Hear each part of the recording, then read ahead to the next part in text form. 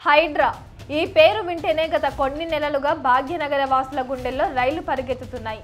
రాజధానిలో చెరువులు, కుంటల్లో full tank level buffer zone నిబంధనలకు విరుద్ధంగా వెలసిన అక్రమ కట్టడాలపై కమిషనర్ రంగనాథ్ టీం కొరడ జులిపించింది.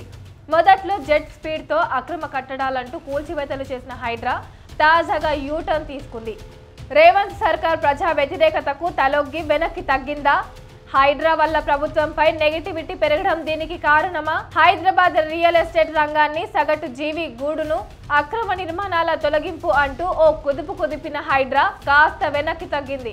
హైడ్రా ఏర్పడక ముందు ఉన్న నిర్మాణాల జోలికి వెళ్లమని కమిషనర్ ఏవి రంగనాథ్ క్లారిటీ ఇచ్చారు.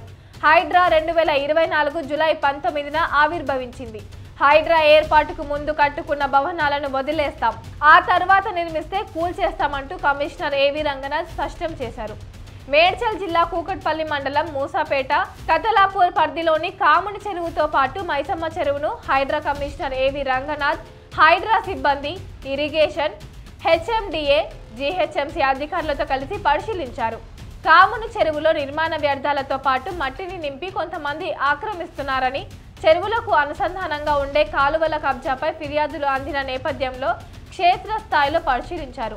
చెరువులో నిర్మాణాలు చేపడితే కూల్చివేస్తామని కమిషనర్ హెచ్చరించారు.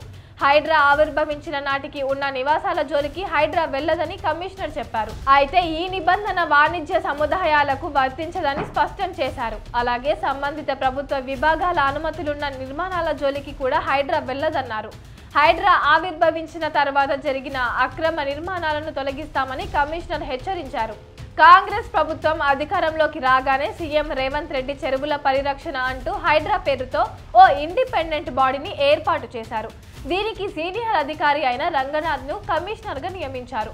హైదరాబాద్లోని చెరువులు, నాలాల పరిరక్షణ పని ఎప్పటి నుంచో జీహెచ్ఎంసీ పరిధిలో ఉన్నప్పటికీ ఆ సంస్థ అంత సమర్థవంతంగా చెరువుల కబ్జాను అడ్డుకోలేకపోయిందనే చెప్పాలి. దీంతో వర్షపు నీరు వెళ్లే దారి లేక ప్రతి సంవత్సరం భాగ్యనగరం వరదల కారణంగా అల్లకల్లోలం అయ్యే పరిస్థితి ఏర్పడింది.